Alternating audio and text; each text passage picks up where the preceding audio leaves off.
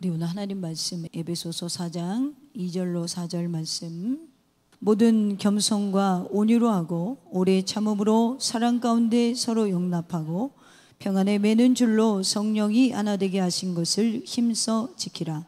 몸이 하나요 성령도 한 분이시니 이와 같이 너희가 부르심의 한 소망 안에서 부르심을 받았느니라. 아멘. 우리 이 시간에는 좋은 부부관계로 향하는 성경적 원리라는 말씀을 가지고 우리 최희든 전도사님 나오실 텐데요. 우리 전도사님 나올 때 할렐루야로 환영해 주시면 감사하겠습니다. 할렐루야. 네, 감사합니다. 이렇게 좋은 곳에 이렇게 불러주셔서 너무 감사합니다. 네, 오늘 제 소개는 간단하게, 저는 이제 저희 김광희 목사님과 함께 같은 반에서 이제 공부를 하고 있는 최이든입니다. 결혼 10년 차고요. 그리고 9살짜리 딸 하나, 그리고 6살 아들 하나, 와이프 하나. 둘이면 안 되겠죠. 네, 그렇게 용인에 이렇게 함께 거주하고 있고요. 그리고 저는 지금 이제 주로 중고등학생들이랑 청년들 대상으로 하는 그런 사역의 결혼과 이제 또 연애에 대해서 그렇게 강의를 주로 해오고 있습니다. 네, 이걸로 조금 간단하게, 혹시 나오고 있나요? 네. 제가 간단하게 소개를 마쳤고요. 오늘 말씀 제목, 좋은 부부 관계로 향하는 성경적 원리라고 했는데, 청년들이 또 그렇다고 이렇게 따돌림 당하면 안 되니까 청년들에 대한 메시지도 잠깐 나옵니다. 네, 이해해 주시기 바랍니다. 네, 오늘 말씀 방금 전에 이제 같이 읽었으니까 바로 본론으로 가도록 하겠습니다.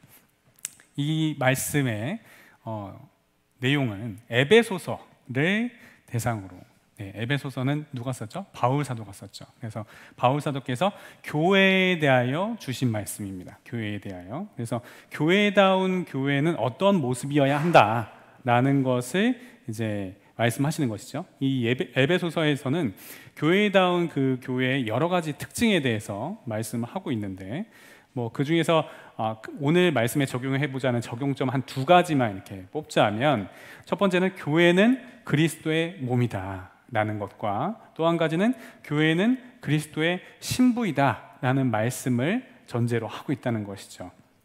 그래서 여기, 그리고 또 어떻게 보면은 그 결혼식 단골 줄의 말씀이 이 에베소서 5장에 나옵니다. 제가 사역인 만큼 좀 결혼식을 참석할 일이 굉장히 많습니다. 그런데 보면은 결혼식에 가서 줄의 말씀 딱 들으면 본문이 거의 이거예요. 네, 거의. 네, 에베소서 5장 22절부터 25절 말씀인데, 읽진 않고 제가 22절과 25절만 제가 읽도록 하겠습니다. 아내들이여 자기 남편에게 복종하기를 주께 하듯 하라. 그리고 25절에 남편들아 아내 사랑하기를 그리스도께서 교회를 사랑하시고 그 교회를 위하여 자신의 주심 같이 하라 라는 이 말씀이죠. 네, 신앙생활을 좀 해봤다면, 그리고 결혼식을 좀 참석해 봤다면 이 말씀은 생소하지 않을 거예요. 네, 언젠가 한 번쯤은 다 들어본 말씀일 겁니다. 그리고 이 말씀이 정답이 맞아요. 그리고 저희가 교동문에서도 앞에서 또 읽었고 또 찬송에서도 나왔듯이, 사랑과 그런 존경, 존중, 이것이 답입니다. 그러면 이걸로 설교 끝나면 되겠네요. 그렇죠? 근데 이게 맞는데, 남편은 아내를 그렇게 그리스도께서 교회를 사랑함 같이 사랑하고, 또 아내는 남편을 그렇게 교회가 그리스도께 복종하듯이 그렇게 복종하면 잘 될 텐데, 그렇게 잘 되고 있을까요?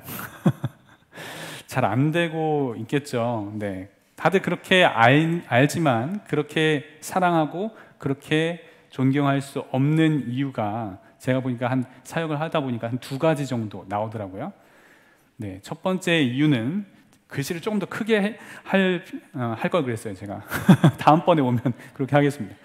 네, 첫 번째로는 지식이 없다. 네, 지식이 없기 때문에 그렇게 할 능력이 없었고, 또 2번째는 능력이 없다. 알긴 아는데 그것을 행할 능력이 없다라는 것이죠. 여기에 대해서 저희가 조금 보려고 제가 에베소서 4장 2절부터 4절까지를 가져왔습니다. 첫 번째, 지식이 없다라는 겁니다.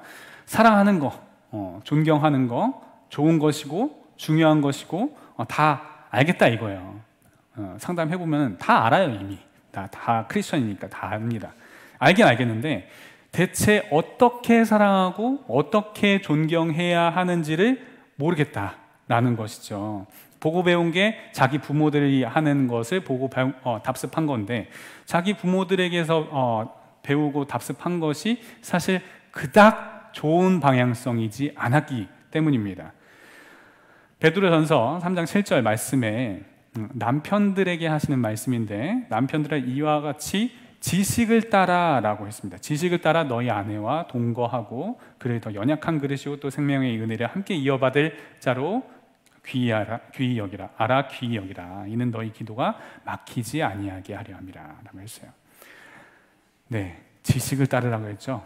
네, 지식을 따라. 그럼 여기서 말하는 지식은 어떤 지식일까요? 여러분들의 선지식, 부모에게서 답습한 지식도 아니라고 했죠. 그러면은 무엇일까?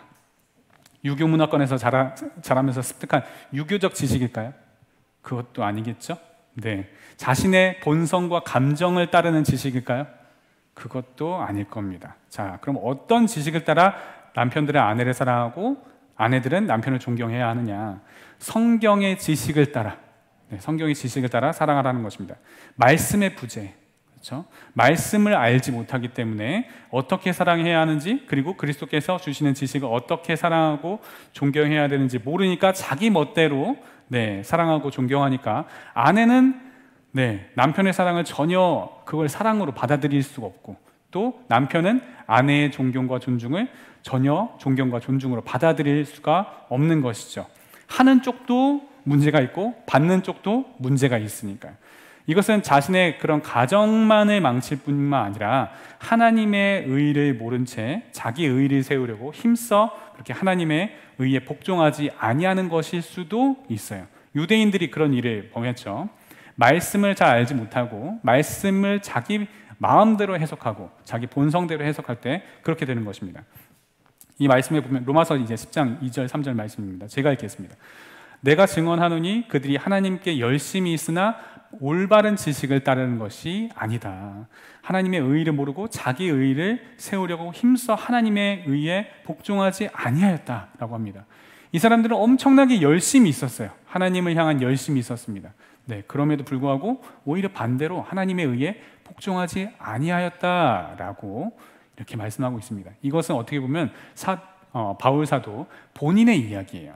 본인이 다메섹 도상에서 예수 그리스도를 만나기 전까지 열심을 내어서 다메섹으로 가서 공문을 받아가지고 그렇게 핍박하려고 그리스도인들을 핍박하려고 떠났죠.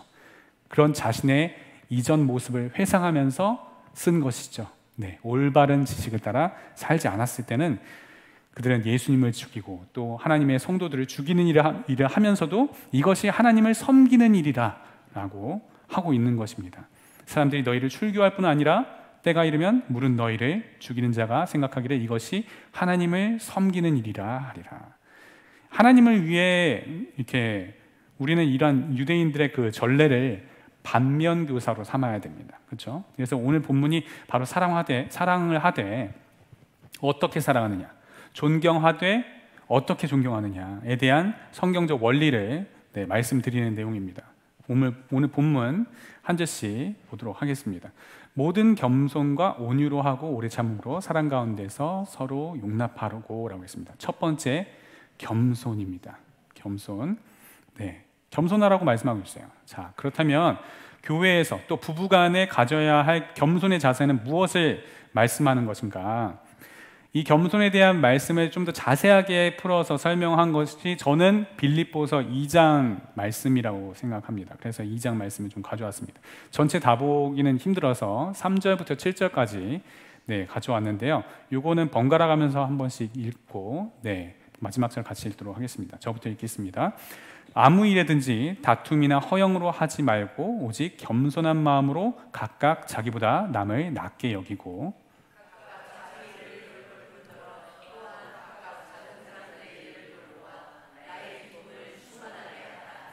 너희 안에 이 마음을 품으라. 곧 그리스도 예수의 마음이니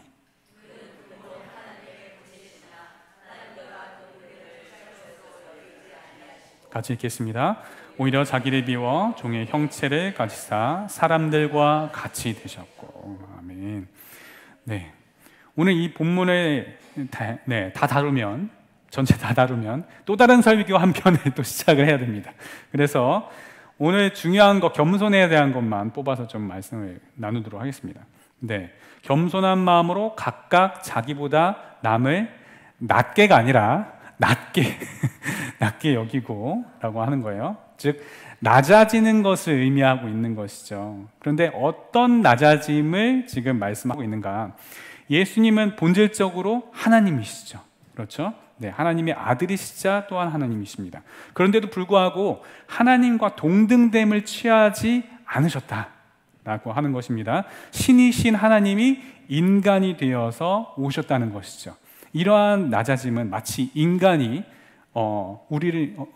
인간인 우리가 어떤 개미 같은 그런 미물을 사랑해서 스스로 개미가 되어서 왔다라는 것보다 훨씬 더 낮아지는 것을 의미한다라고 볼 수 있습니다. 그래서 먼저 미혼 청년들에게 도전을 주고 싶은데, 그런 배우자 선택에 있어서 우리는 어떤 겸손한 마음으로 선택을 하는 것이 성경적인가, 어떻게 해야지 성경적인가라는 것. 크리스천 청년들이 착각하는 것 중에 하나가 바로 하나님께서 나에게 베스트를 예비해 놓으셨다라는 것입니다. 베스트. 하지만 무척이나 죄송한 얘기지만 이것은 미신입니다. 성경 어디에도 하나님께서 우리에게 베스트를 예비해 놓으셨다라는 말씀이 없어요. 찾아보세요. 없어요. 오히려 반대의 예시가 훨씬 더 찾기 쉽습니다. 여러분, 하나님이 이끌어온 하와가 뱀의 꾀임에 넘어가는 바람에 그의 남편인 아담과 그 아담도 뱀의 꾀임에 그렇게 넘어가게 되었죠. 이로 인해 온 인류가 그렇게 원죄의 저주 아래 놓이게 되었습니다. 하와가 베스트인가요? 자, 아브라함은 사라를 자기 누이라고 속이고 애굽의 바로에게 끌려가게 그냥 내버려 두었습니다. 아브라함이 사라에게 베스트일까요? 여러분 남편이 한번 이렇게 한다고 생각해 보세요. 자, 다음. 그걸 똑같이 아들도 답습하죠. 그렇죠? 이삭도 자기 아버지가 했다는 실수를 똑같이 자기 아내 리브가에게 합니다. 이삭이 베스트일까요? 자, 그리고 성경은 또 리브가를 두고 하나님께서 이삭을 위하여 정하신 자라고 창세기 24장에 2번이나 그렇게 이야기를 합니다. 자, 그런데 또 이 리브가가 어떤 일을 합니까? 그의 아들 야곱을 종용해서 대신 에서를 대신해서 축복을 받게 그렇게 하고, 그걸로 인해서 이삭은 한 20년 동안 그 작은 아들 야곱을 만날 수가 없었어요. 자기가 죽을지도 모르는데, 이미 눈이 어두워진 그런 상황에서, 죽을지도 모르는 상황에서 언제 올지도 모르는 그 작은 아들 보지도 못하게 만든 이 리브가를 비롯해서 아까 아브라함, 이삭, 또 하와, 이런 배우자들이 정말 서로에게 베스트라고 말할 수 있을까요? 그렇게 하기 힘들겠죠. 여러분, 가나안과 애굽에 대해서 조금 보도록 하겠습니다. 조금 이제 분위기 전환을 해서요. 가나안 땅은 심히 아름다운 땅이다, 이렇게 성경은 말하긴 합니다. 젖과 꿀이 흐르는 땅이라고 하죠.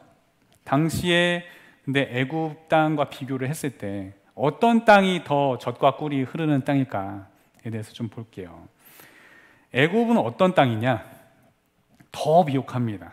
훨씬 더 잘 살았고 그 당시 최강대국이었습니다. 그렇죠? 번영의 상징이었어요. 지금의 미국보다 훨씬 더 격차가 심한 그런 최강대국이었습니다. 세계 4대 문명 중에 하나였던 그 나일강 문명의 발원지였고, 심지어 1년에 산모작을 했습니다. 산모작. 그렇게 3번씩 추수하던 애굽은 하나님 없이도 먹고 사는데 전혀 지장이 없는 그런 땅이었어요. 이게 애굽입니다. 가나안 땅은 어떤 땅이냐? 젖과 꿀이 흐르는 땅이라고 표현은 그렇게 했는데, 이게 순전히 하나님 편에서 젖과 꿀이 흐르는 땅이에요. 하나님 편에서. 인간 편에서 보면 이거 젖과 꿀이 흐르는 땅이 아닙니다. 이 토양이 지금도 보시면 아시겠지만 되게 메말라 있죠. 토양이 물을 이렇게 가둬둘 수 없는 토양이에요. 다 물이 빠지는 구조로 돼 있어요. 네, 이렇게 구멍이 숭숭 뚫려 있습니다. 그렇기 때문에 가나안 땅은 비가 내렸을 때나 젖과 꿀이 흐르는 땅이지, 비가 내리지 않았을 때는 지금 보시는 것처럼 이렇게 메마르고 척박한 그런 땅입니다. 그렇기 때문에 이스라엘 백성들이 가나안 땅 이 정착 후에 늘 이 우상 숭배 문제가 걸려 있어가지고 계속 넘어졌거든요. 그 이유가 비가 내리지 않았을 때 이 먹고 사는 이 생계 문제가 있었기 때문에 그런 거예요. 그러니까 당시 이스라엘 백성들이 하나님 그 여호와를 섬기지 않았던 것이 아니에요. 네, 여호와 하나님도 섬기고 동시에 바알도 섬기는 그런 문제가 있었습니다. 비가 내리지 않으면 먹고 사는 생계가 문제가 생겼기 때문에 농업을 관장하는 이 풍요의 신, 이 바알을 동시에 섬겼기 때문에 우상 숭배가 문제가 되는 것이죠. 자, 하지만 그들은 오히려 바알을 섬겼기 때문에 비를 볼 수 없었던 시기를 맞이했었죠. 여러분, 비를 주관하시는 분은 여호와 하나님이십니다. 아멘. 네. 가나안 땅이 젖과 꿀이 흐르는 땅이라는 의미는 우리에게 단비를 공급하시는 하나님을 떠나서는 살 수 없는 땅이기 때문에 그런 말씀하신 거예요. 네. 하나님을 떠나서도 먹고 사는데 아무런 지장이 없는 애국과 하나님을 떠나서는 살 수가 없는 가나안, 두 개의 땅이 있습니다. 네. 인간적인 시선을 가진 그 10명의 정탐꾼에겐 애굽이 훨씬 더 좋은 땅처럼 보이는 거예요. 그러니까 애굽으로 돌아가자, 계속 그렇게 했던 것이죠. 그런데 하나님의 시선을 가진 갈렙과 여호수아에겐 가나안 땅이 너무나 좋아 보였던 것입니다. 자, 여러분은 어떠세요? 어떤 땅이 더 좋아 보이십니까? 네, 가나안이 더 좋아 보이세요? 아니면 애굽이 더 좋아 보이세요?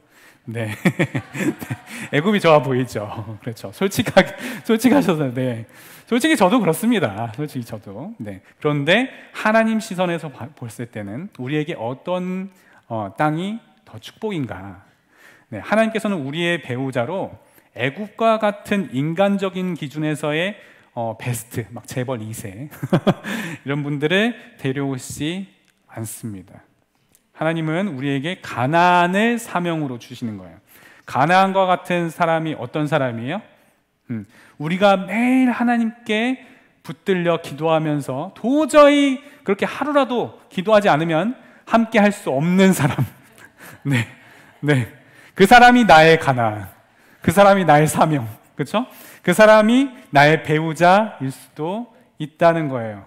네, 하나님은 우리를 사랑하시니까, 네, 사생자는 친아들이 아니죠. 징계가 없으면 사생자는 친아들이 아니라고 하죠. 그래서 우리를 사랑하시기 때문에 그런 배우자를 우리 곁에 붙여주시는 겁니다.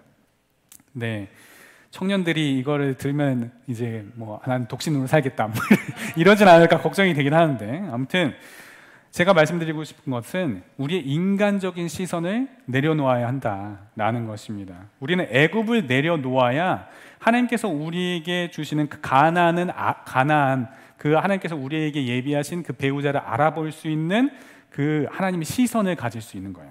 하나님의 시선으로 바라볼 때 비로소 존귀하게 보이는 그 사람이 바로 하나님께서 우리를 위해 예비하신 배우자입니다. 최근에 수저계급론이라는 그런 말이 유행이에요. 들어보셨나요? 네, 흑수저, 금수저 이런 거, 다이아 수저 이런 얘기 들어보셨을 거예요. 여긴 다이아 수저는 안 나왔는데, 아무튼 그에 따라서 다이아 수저는 다이아 수저끼리 이렇게 만나서 결혼하고, 금수저는 금수저끼리, 흑수저는 흑수저끼리 이렇게 만난다. 그래서 심지어 이렇게 좋은 학벌, 아니면 직업, 외모 이런 것들로 이렇게 급을 나눠서 이렇게 결혼을 하기도 하고, 또 어떤 사람은 자신의 좋은 외모를 가지고 신분 상승의 기회를 가지려고 꿈꾸고 있다라는 이야기도 많이 들었습니다. 하지만 제자는 그렇게 살지 않는다라는 것입니다. 제자는 그렇게 살지 않는다.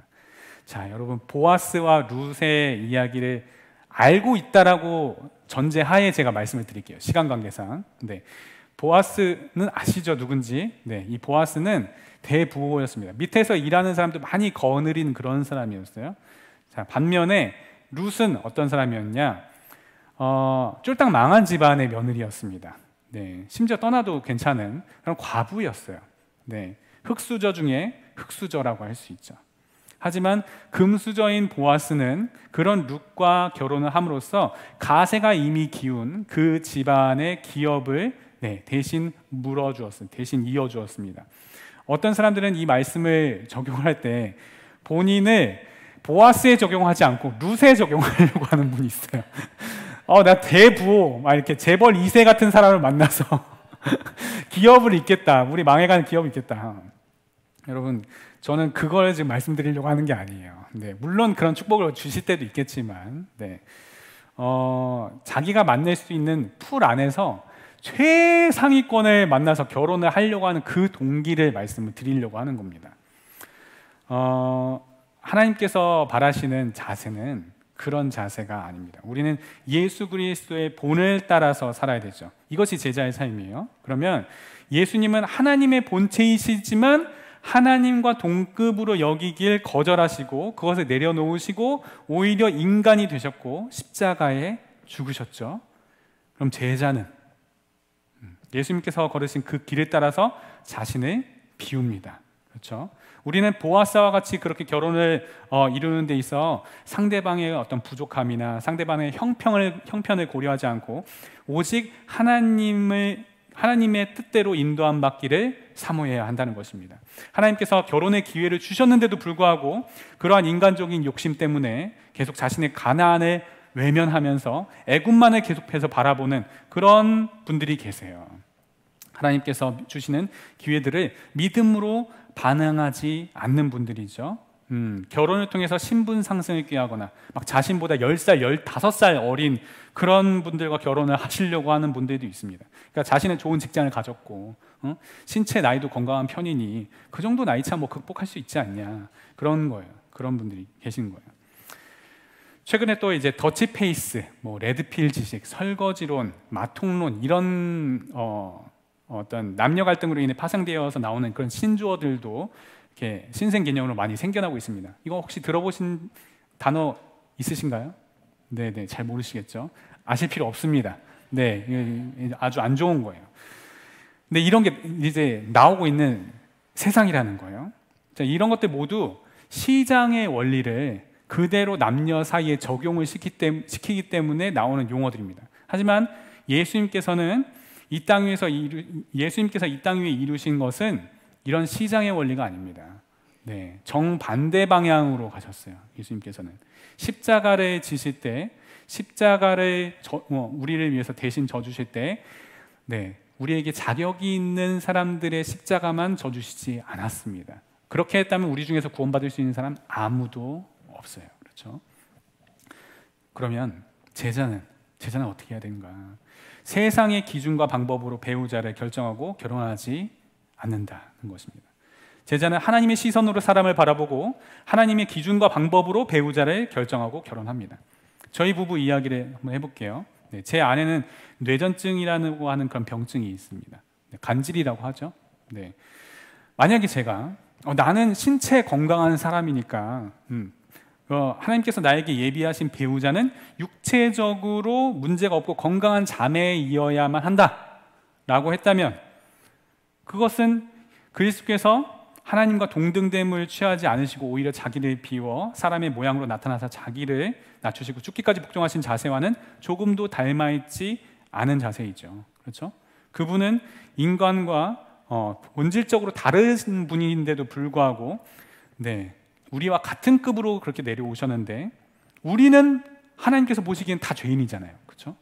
그럼 다 온전치도 못하면서 그 안에서 끝나누기를 한다면서 병이 있으면 안 된다, 뭐 빚이 있으면 안 된다, 이런 식으로 대출이 있으면 안 된다, 이런 식으로 무슨 문제가 있으면 안 된다, 이런 식으로 하는 것은 예수 그리스도의 어떤 겸손과 정반대 방향으로 간다는 것입니다. 그래서 제자로 살아가는 그런 사람들은 이런 모든 인간적인 기준을 다 내려놓습니다. 그래서 제가 청년 때 하나님 앞에 어떻게 기도했느냐? 주님, 여자면 됩니다. 하나님께서 예비하신 분이 저보다 10살이 많든 20살이 많든 심지어 30살이 많아도 할머니라도 주님, 하나님께서 하라고 하시면 하겠습니다. 독신으로 살라고 하면 독신으로 살겠고요. 뭐 페미니즘에 완전 쩌들어 있는 그런 자매라도 내 한 몸 바쳐서 이 자매 살리는데 내 평생의 사명이 그것이니 결혼하라고 하면 하죠 뭐, 이렇게 고백을 했었죠. 물론 이런 고백을 했다고 해서 제가 할머니랑 지금 결혼해서 살고 있는 게 아니고, 제 아내는 저랑 동갑입니다. 제가 말씀드리고 싶은 것은 그리스도께서 교회를 사랑하시는 방법, 신랑 대신 그 예수님께서 신부된 우리를 사랑하는 방법은 동등됨을 취하지 않는 방법이다라는 것입니다. 내가 50 했으니까 너도 50해. 50대 50이 아니라는 것입니다. 기꺼이 낮아지시고 자기보다 남을 더 낮게 여기는 방법으로 우리를 사랑하셨다는 것입니다. 자, 그럼 이제는 결혼하신 분들한테 이제 도전을 주고 싶습니다. 두 번째, 온유입니다. 모든 겸손과 온유로 하고라고 했죠. 자, 그럼 온유라고 하면 가장 먼저 떠오르는 인물이 있죠. 온유 하면은 어떤 인물이 떠오르죠? 어떤 인물이 떠오르죠? 네, 모세 맞습니다. 저랑 같은 영으로 한 영으로 계신 분, 다행히 막 예수님이라고 하면 어떻게 할까 막 이랬는데, 감사합니다. 민수기 12장 3절에 보면은 이 사람 모세는 온유함이 지면의 모든 사람보다 더하더라라고 하는 말씀이 있습니다. 자, 그렇다면 모세는 과연 어떤 인물이었길래 온유함이 지면의 모든 사람보다 더하였다라고 했을까? 모세는 어떤 사람이냐면 그리스도를 사이에 두고 인간과 인간이 서로 대면하였던 사람이었습니다. 이게 무슨 말이냐? 이건 제 말이 아니고 디트리 본헤퍼라고 하시는 목사님의 그 신도의 공동생활이라는 책에 나오는 표현입니다. 그리스도를 사이에 두고 대면하라. 이 신도의 공동생활이라고 하는 책은 이 공동체 내에서 성도 간에 어떻게 대면해야 하는지, 어떻게 생활을 해야 하는지, 어떤 공동체를 이루어야 하는지에 대해서 설명을 한 책이에요. 그래서 이 그리스도를 사이에 두고 서로를 대면하는 것에 대한 내용을 좀 핵심적인 부분만 좀 나누도록 하겠습니다. 내 아내가, 내 남편이 내가 이해하지 못하는 행동을 하고 인간적으로는 도저히 납득할 수도 용서할 수 없는 짓거리를 했을 때 먼저 세상은 어떻게 하느냐? 세상은 그 사람을 직접 대면합니다. 그 사람에게 직접 책임을 묻고 직접 따지고 상대하죠.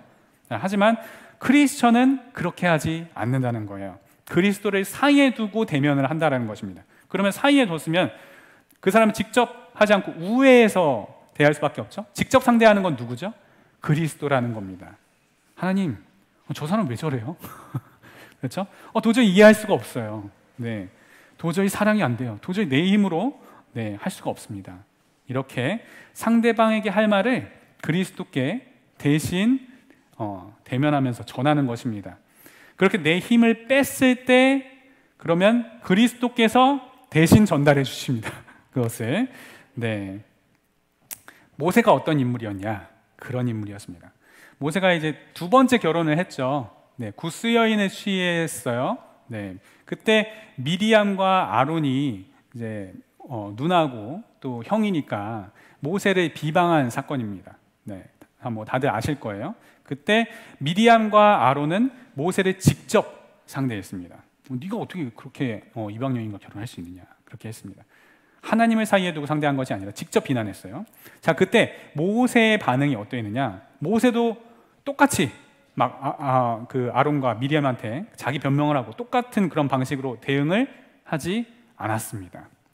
그는 아무 대응을 하지 않았어요. 그들에게는 인간적인 그 어떤 대응도 하지 않았습니다. 예수님도 그렇게 하셨죠. 온갖 모함과 막 사실이 왜곡된 비난이 있어도 아무 말도 하지 않으셨습니다.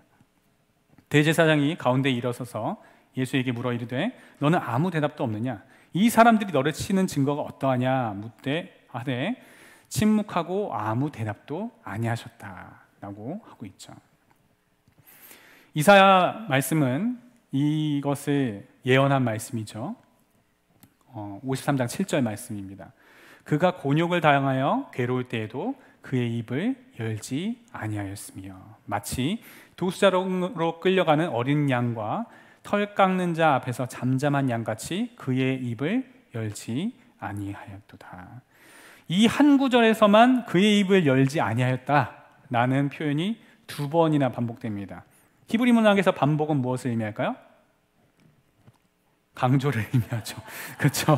네, 예수님께서 입을 열지 아니하셨다라는 것을 강조하고 있는 거예요. 강조. 그러면 예수님께서 왜 이렇게 하셨을까요? 물론 구약의 예언 때문에 그런 것도 있죠. 그럼 구약의 예언은 왜 그렇게 예언을 하셨을까? 사람을 상대하지 않고 오직 하나님만을 상대하면서 살아가셨기 때문에 그런 것이죠. 마찬가지로 모세도 그랬습니다.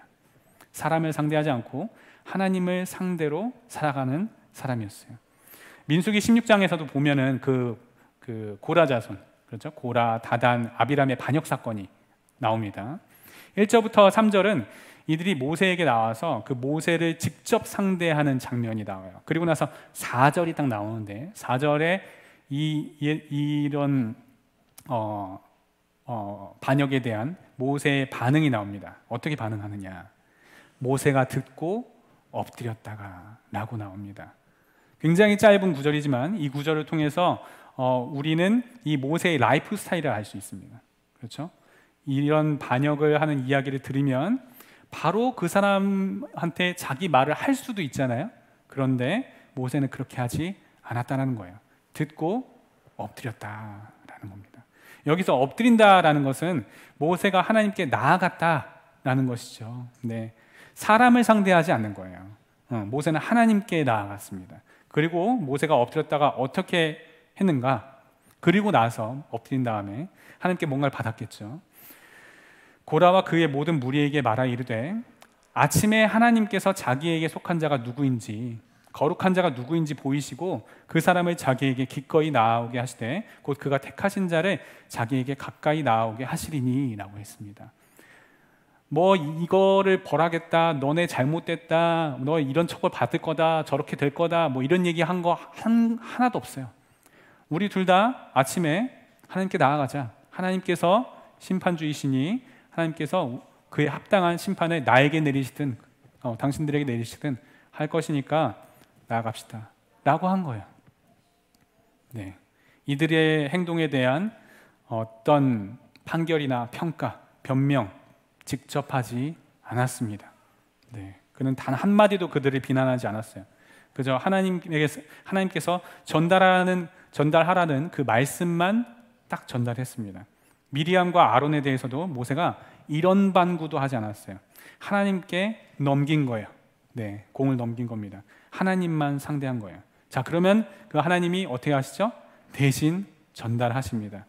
고라를 비롯한 그 반역자들을 누가 평가하고 누가 진노했죠? 하나님께서 직접 평가하고 직접 진노하셨어요. 미리암과 아론에게 누가 평가하고 누가 진노했죠? 모세가 했나요? 아니죠. 하나님께서 문둥병에 막 걸리게 하시고, 네, 그렇게 하나님께서 하셨습니다.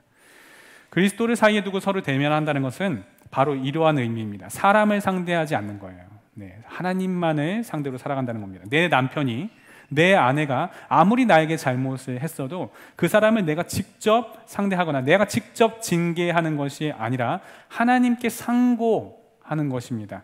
그렇게 되면 그 사람의 주인이신 하나님께서 그 사람을 상대하신다라는 거죠. 한마디로 말하면 하나님께 일러 바치는 거예요.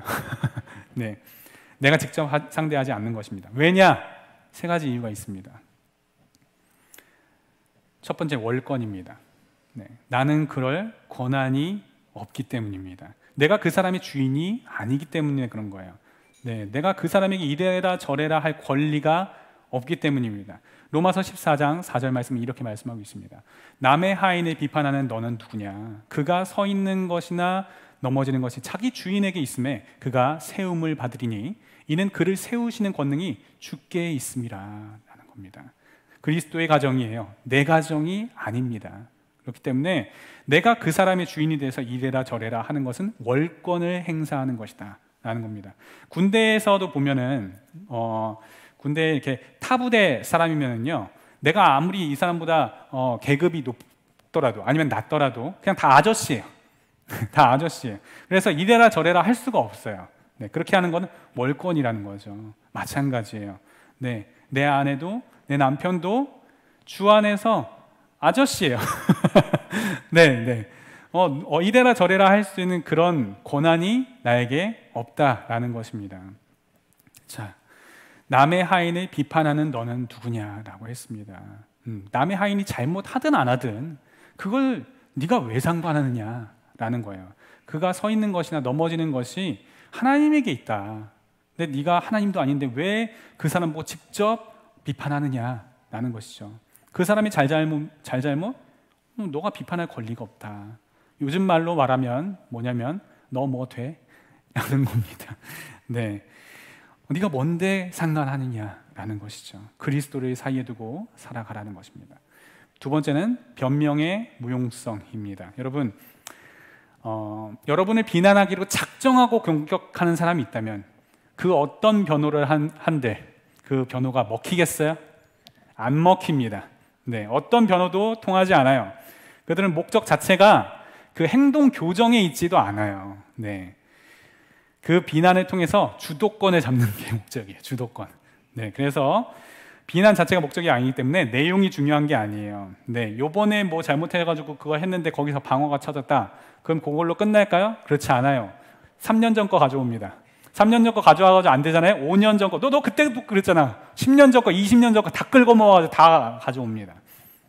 왜 그렇게 하죠? 주도권 잡기 위해서.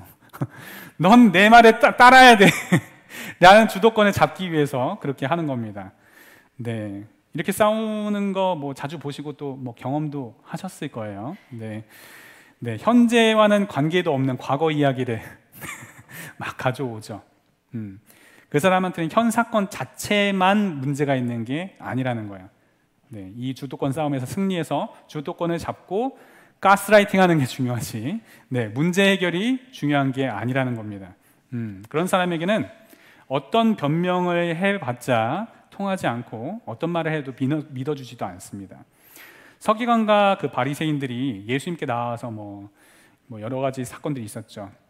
38년 된 중풍병자 앞에서도 그랬고, 뭐 그 현장에서 가늠한 여인 데려왔을 때도 그랬고, 누가 이웃이냐 이런 것들을 물을 때도 그렇고, 다 시험하여서 그렇게 예수님께 물었죠. 네, 시험할 목적을 가지고 온 겁니다. 시험해서 틀렸네? 그러면 주도권을 가져오려고 하는 것이죠. 왜 이걸 어떻게 알 수 있느냐? 예수님께서 다 그에 대해서 굉장히 놀라운 방식으로 기적을 베푸시든 아니면 놀라운 논리로 또 그들의 시험을 다 파쇄하셨어요. 자, 그러면 회개하고 돌아와야 되잖아요. 그런데 그렇게 반응하지 않았죠. 오히려 더 죽이려 들었습니다. 어떻게 하면 이 사람을 죽일고 하면서, 네, 그렇게 여기 보면 더욱 예수를 죽이고자 하니 라고 돼 있죠. 네. 성경은 이것을 어떻게 말씀하느냐? 마태복음 7장 6절 말씀에는 거룩한 것을 개에게 주지 말며 더욱 너희 진주를 돼지 앞에 던지지 말라. 그들이 그것을 발로 밟고 돌이켜 너희를 찢어 상하게 할까 염려하라 라고 말씀하고 있습니다. 주도권을 잡아서 나를 쥐고 흔들려는 그 사람에게는 그 어떤 말도 통하지 않으니까 입을 닫는다, 침묵한다 라는 것입니다. 왜 그리스도를 사이에 두고 대면해야 하는가? 두 번째 이유였고요. 세 번째 이유는 하나님께서 아시기 때문입니다. 크리스천은 천국만을 소망하는 삶을 살아갑니다. 하나님은 우리의 모든 것을 다 아시죠? 나의 억울함, 내 아픔, 내 슬픔, 주님이 아시면 된 거예요. 부당하게 고난을 받아도 하나님을 생각함으로 슬픔을 참으면 이는 아름다우나 라고 했습니다.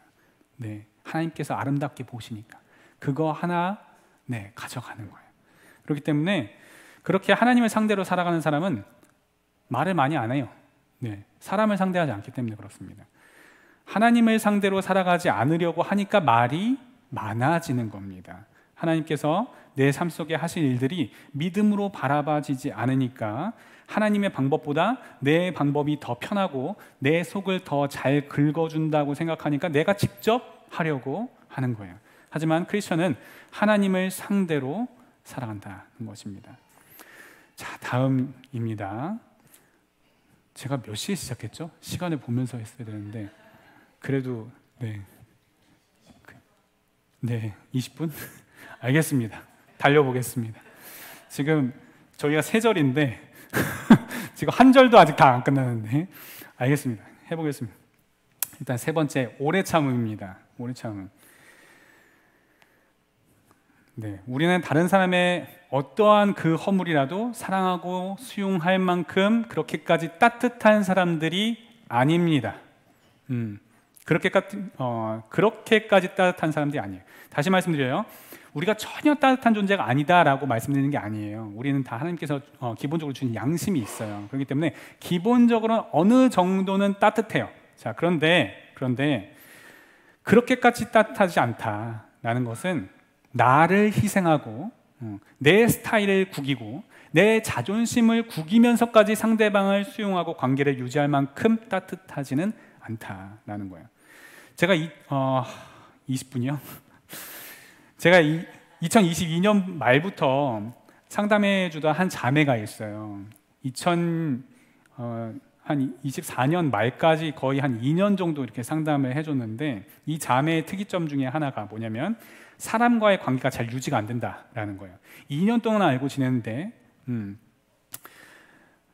남자든 여자든 그 사람과 그 자매와 관계하는 남자든 여자든, 네, 맨 처음에는 어떤 남자의 교제 문제로 인해서 그렇게 상담이 시작됐는데, 제가 2년간 알고 지내면서 그 자매가 자기 주변인들과의 관계에서 절교를 선언한 사람들이 상당히 여럿이 있었어요. 네.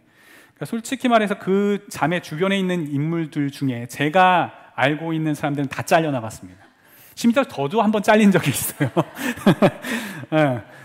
그럼 제가 뭐 모르고 있는 인물들은 뭐 말할 것도 없겠죠. 제가 알고 있는 인물들이 다 잘렸으니까. 물론 뭐 여기는 여러 가지 이유가 있긴 있습니다. 그런데 일단 그 자매님이 자신의 주변 사람들과의 관계가 다 떨어져 나가게 된 이유는 자매 스스로 상대방의 스타일에 맞춰주는 것을 너무나 힘들어하기 때문이에요. 그에 대한 고집이 있어요. 그에 대해서도 여러 가지 이유가 있겠지만, 상담하면서 많이 나오는 그 자매님의 말이 뭐냐면, 내가 왜 그렇게까지 해야 되냐라는 거예요. 내가 왜 그렇게까지 해야 되냐.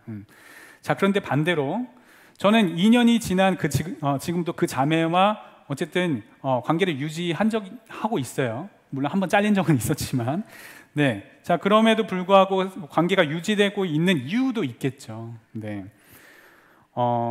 그 자매가 뭐 마음을 돌이켰기 때문이기도 한데, 그럼 어떻게 돌이키게 됐고 또 관계를 유지할 수 있느냐? 예수님이라면 어떻게 하셨을까에 대해서 생각해 보기 때문입니다. 예수님께서 복음을 전하실 때, 그렇죠? 사람을 가려가면서 복음을 전하라고 하셨을까?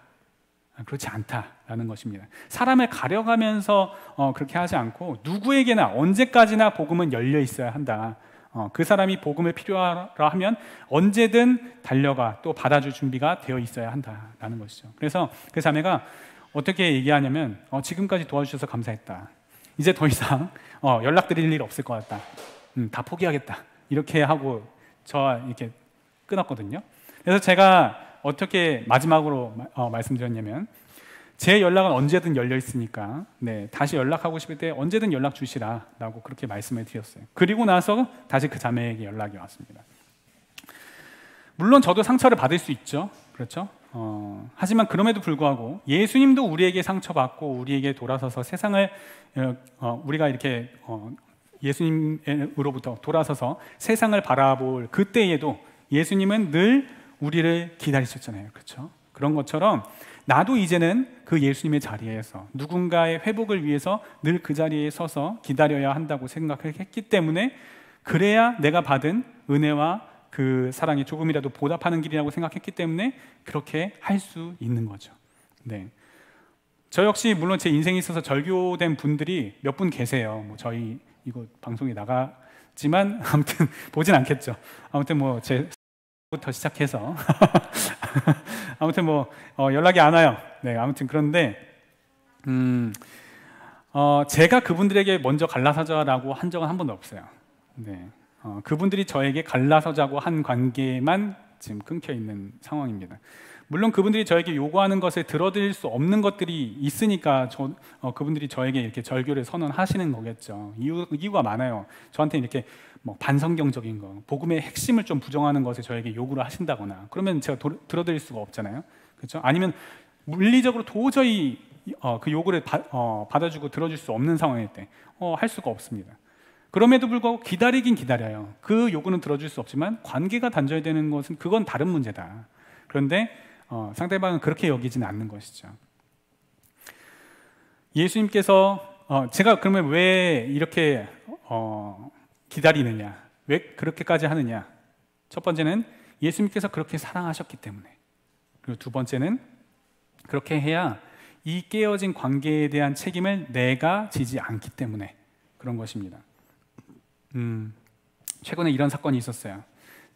제가 목사님께도 한번 말씀드린 적이 있었는데, 제가 영상을 만드는 사람이거든요. 그래서 제 영상 말고도 다른 그런 사역자님들 사역을 이렇게 서포트 해드리고 있어요. 영상을 만드는 거를. 필요하면 컨설팅도 해드리고, 또 유튜브 사역, 그 유튜브 채널의 기획도 잡아드리기도 하고 막 이렇게 하는데, 필요하시면 영상 제작도 해드리고요. 그런데 어떤 목사님이 최근에 그 사역이 있었는데 해외로 좀 가는 사역이었어요. 그래서 제 사역을 좀 내려놓고 한 10일간 그분 일정에 모두 좀 맞춰서 그렇게 출국해서 촬영을 도와드린 적이 있습니다. 근데 여러분 아시겠지만, 뭐 아시는 분들 아시겠지만, 영상을 촬영하기 전에는 영상 촬영에 대한 기획이 있어야 되고, 그 기획에 따른 스토리가 먼저 짜여져 있어야 됩니다. 그래야지 거기에 따라서 촬영을 하고 편집을 하고 그렇게 되거든요. 그래서 제가 처음에 이 프로젝트에 합류하게 된 거는 강사, 그리고 이런 기록 영상 촬영, 요 정도로만 이제 참여를 하게 되었는데, 이 목사님이 저랑 상의도 없이 갑자기 이게 CTS 국장님이랑 이렇게 만나시더니 CTS의 편성을, 이게 프로젝트 방향 편성을 받을 수 있게 허락을 받았다, 이렇게 된 거예요. 그래서 저는 그러면 CTS에서 촬영자가 또 오시나요? 이렇게 얘기했더니 아니래요. 제가 하는 거래요.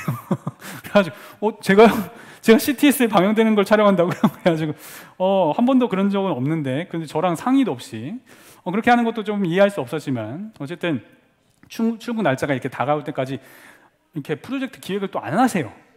그러니까 기획이 없으니까 스토리 라인도 안 나오는 거죠. 이건 마치 어떤 거냐면은, 영화 감독이 스태프랑 배우들한테 일단 찍어. 그러면 내가 시나리오는 그에 따라서 알아서 써볼게, 이렇게 얘기하는 거랑 똑같아요. 그러니까 스토리가 안 나오니까 저는 출국해서 이제 거기서 어떤 씬을 어떻게 찍어야 될지 약속이 없으니까 24시간 카메라를 계속 들고 있어야 돼요. 그렇죠? 어떤 걸 쓸지 모르니까요. 10일 동안 촬영 거부를 당하는 곳이 아닌 이상 다 찍었어야 됐어요. 네, 교대자도 없이 저 혼자서 다 찍었습니다. 네, 그렇게 했는데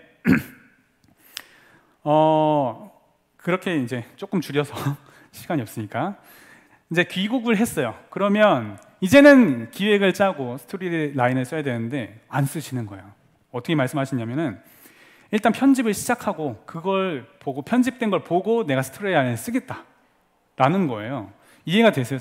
저는 잘 이해가 안 되거든요. 이게 무슨 말이냐면, 냉장고에 재료가 있으니까 일단 요리를 만들어 봐. 그럼 내가 레시피를 써놓게 라는 거랑 좀 비슷한 내용이거든요. 이미 요리를 다 만들었으면 레시피가 왜 필요한가 싶죠. 근데 그렇게 되는 거예요. 그래서 제가 이 방식에 대해서 좀 이거는 이런 방식으로는 제가 어떻게 작업을 해야 될지 알 수가 없습니다. 그러니까 진행할 수 없다라고 말씀드리니까 그 목사님께서 이거는 자신이 틀린 게 아니라 우리가 일하는 스타일이 각자 다른 거다라고 이제 말씀을 하시더라고요. 그러면서 이번 프로젝트는 이미 진행되었으니까 이것만 마무리하고 나서는 우리 각자 갈 길 가자라고 말씀하세요. 그래서 아니 서로 다른 건 맞춰가면 되는 건데 이게 이렇게까지 할 일이냐라고 했는데, 우리는 달라도 너무 다르다, 이렇게 말씀하시더라고요. 그래가지고 근데 솔직히 저는 속으로는 쾌재를 불렀습니다. 하나님 보셨죠? 하나님, 제가 갈라서겠다고 하지 않았습니다. 네. 저분이 갈라서자고 했고, 저는 분명히 저분을 설득해서 어떻게든 함께 가려고 했어요. 주님 보셨어요. 그럼에도 불구하고 저분이 저를 밀어낸 겁니다. 저는 이 깨어진 관계에 대한 책임이 없어요. 저는 할 만큼 했습니다. 이런 마음이 있었어요. 근데 어쨌든 관계가 깨어진다는 게 이렇게 좀 아쉽잖아요. 좀 안 좋고, 그리고 10일 동안 그렇게 고생하면서 촬영한 촬영물이 그냥 날아가 버릴 수도 있는 거잖아요. 그래서 좀 괴로워하던 차에 제가 이제 김강희 목사님 복도에서 이제 만나서 그 얘기를 좀 이렇게 나눴어요. 그러니까 목사님이 딱 한마디 하시는 거예요. 사랑이 필요하네. 사랑이 필요하네. 그래서 이게 사랑이 필요한 문제인가? 저 맨 처음에 들었을 때 이렇게 생각이 됐어요. 그러니까 충분히 사랑할 만큼 사랑한 거 아닌가 이렇게 생각을 했거든요. 근데 목사님께서 해주신 그 이야기가 계속 마음에 이렇게 맴돌더라고요. 그래서 계속 묵상을 했어요. 그거를. 그래서 묵상을 하면서 인정하게 되기 시작했어요. 제가 제 아내와도 진짜 많이 다르거든요. 저희 집 정수기가 한 대 있는데, 이름 정수기인데 홍보는 아닙니다. 이 정수기가 특징이 하나 있어요. 딱 띵 누르면 물이 나와요. 그리고 다시 눌러야지 물이 멈춥니다. 자동 멈춤이 안 돼요. 근데 제 아내의 습관 중에 하나는 뭐냐면 띵 누르고 나서 여기서 기다리고 있지 않아요. 뭐 청소도 하고 빨래도 하고, 그렇죠? 많이 이거 정리도 하고, 그러다가 여기 와보면 어떻게 돼 있어요? 네, 물난리가 나 있죠. 네, 그거를 한 100번 정도 제가 경험을 했습니다. 신혼 초에 이것 때문에 좀 게이지가 많이 올라간 적도 있어요. 그래서 좀 지켜보고 있어라 이런 얘기도 자주 했고, 근데 습관이 이제 되다 보니까 잘 안 지켜지죠. 그래서 제가 제안을 했어요. 정수기를 새로 사줄게. 물 멈추는 걸로 새로 사줄게. 근데 그거 안 된다는 거야. 왜 안 되냐 그랬더니 우리 엄마가 유일하게 나에게 결혼 선물로 준 이 혼수기 때문에 이건 못 바꾼다. 다른 건 다 바꿔도 된다. 요건 못 바꾼다 라고 얘기하는 거예요. 제가 거기서 게이지가 황 터졌습니다. 그래가지고 그럼 지키고 있어야지. 그럼 지키고 있어야지. 제가 그렇게 됐어요. 그런데 그럼에도 불구하고 이것 때문에 갈라설 수는 없죠. 당연히. 어떻게 됐냐면 이제 띵 소리가 나잖아요. 그럼 바로 제가 뛰어갑니다.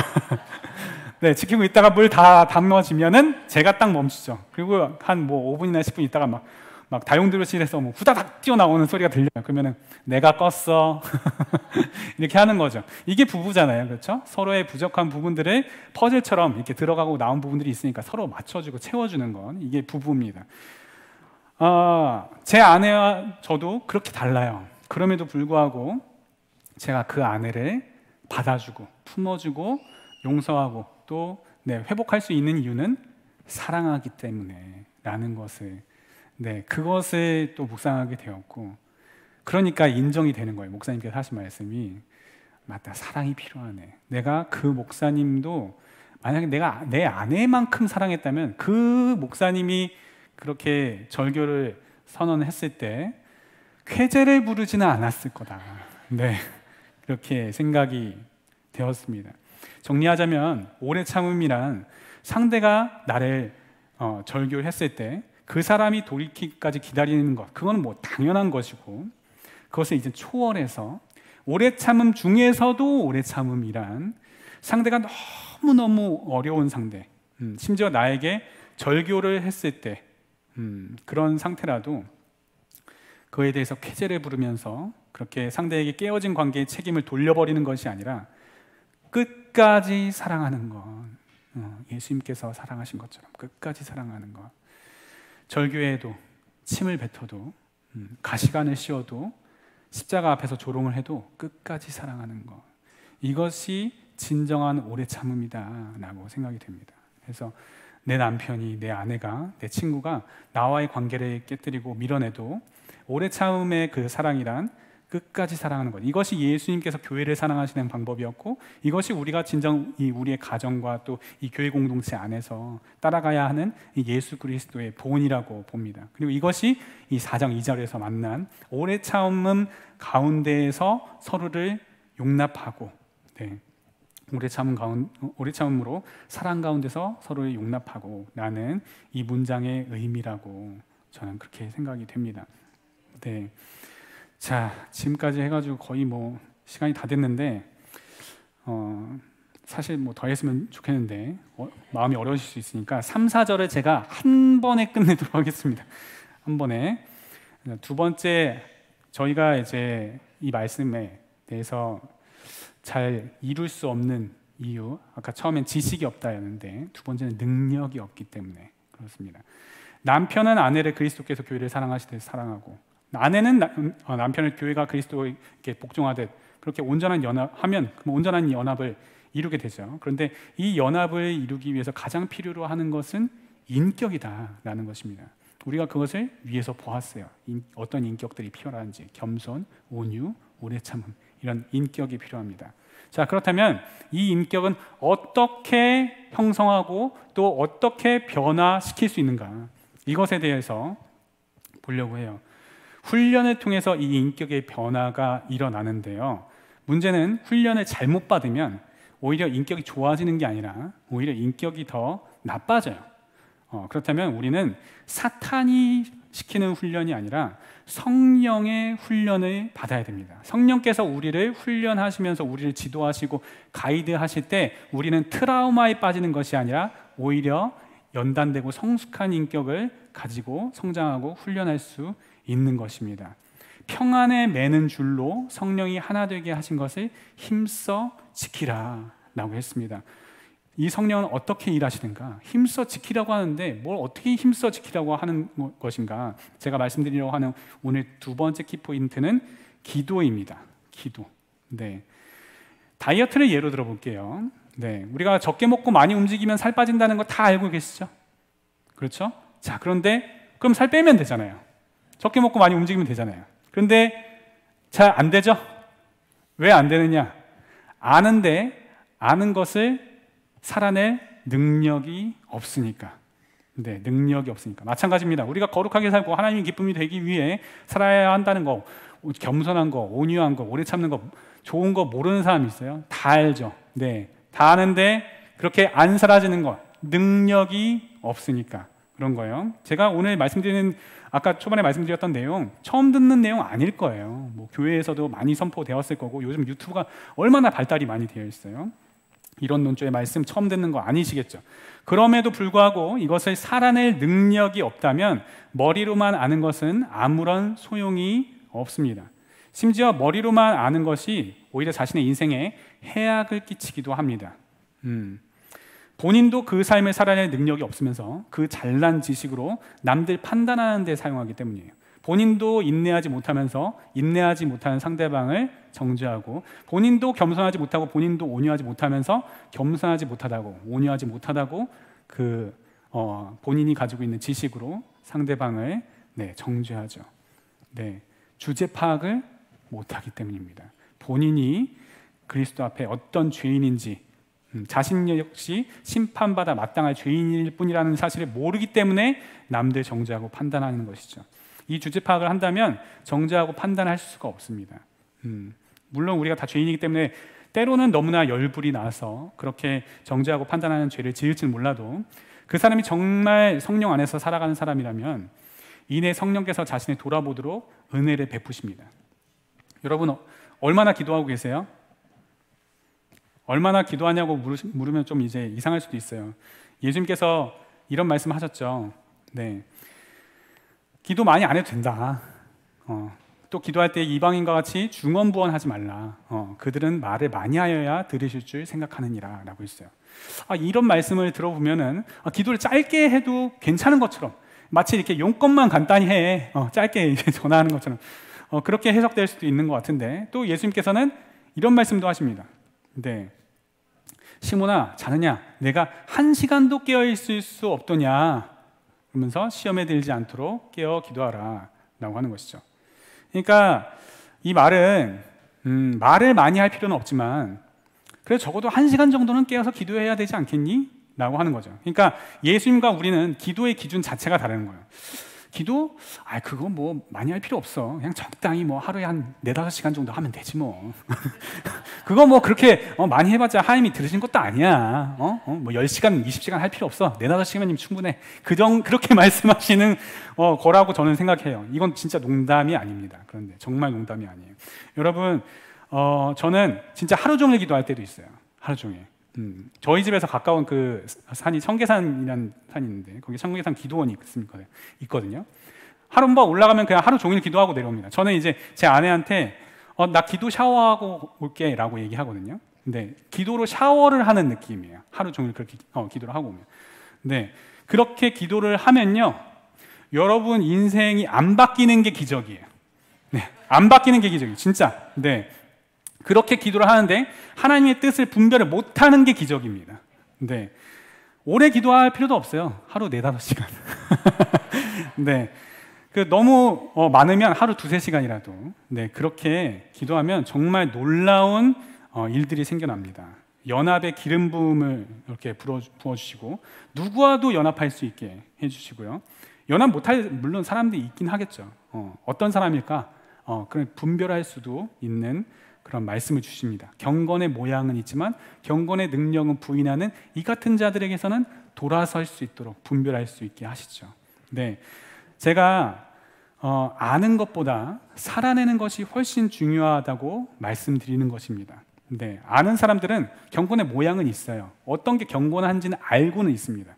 하지만 어떻게 사는 것이 옳은 삶인지 알지만 살아낼 능력이 없는 사람들이죠. 그것은 남 비판하는데 그 아는 지식을 씁니다.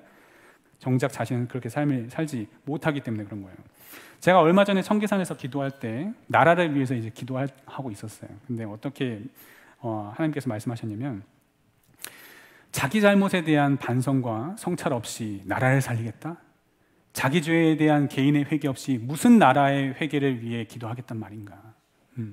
자기 죄는 보지 못한 채 남의 죄만 잘 보는 왜곡된 눈으로 무슨 사역을 하겠단 말인가? 외식하는 자여, 먼저 내 눈 속에서 들보를 빼어라.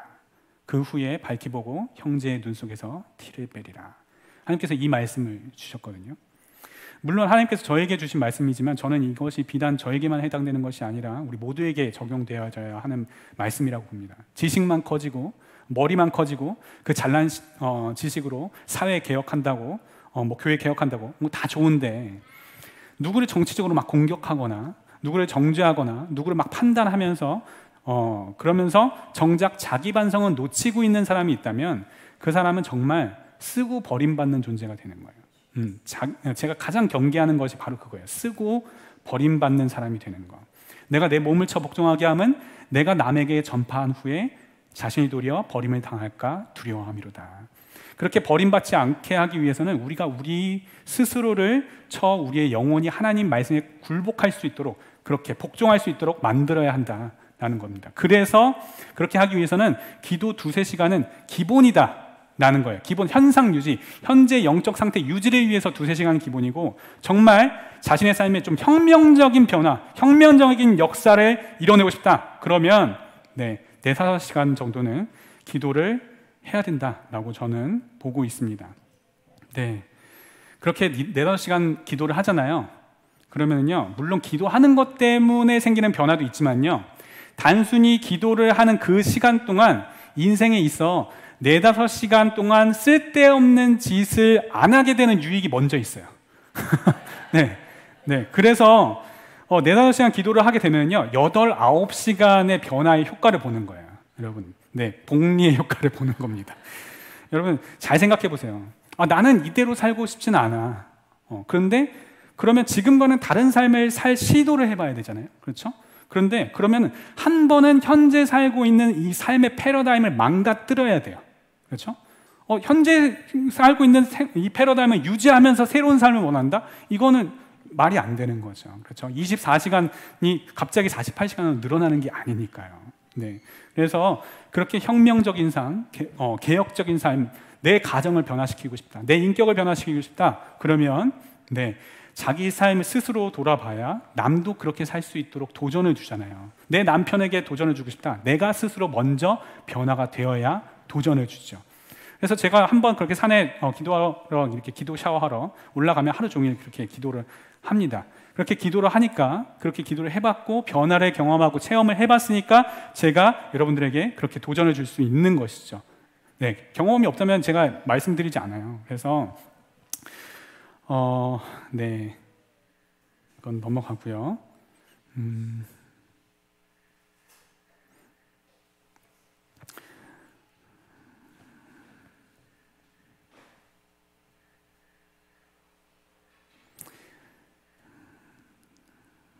거의 다 끝났습니다.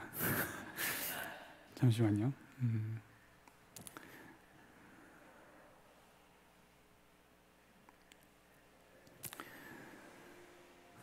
자, 그래서 제가 이제 말씀을 이렇게 다 나눴는데 말씀 적용은 그러면 누구부터 시작하느냐?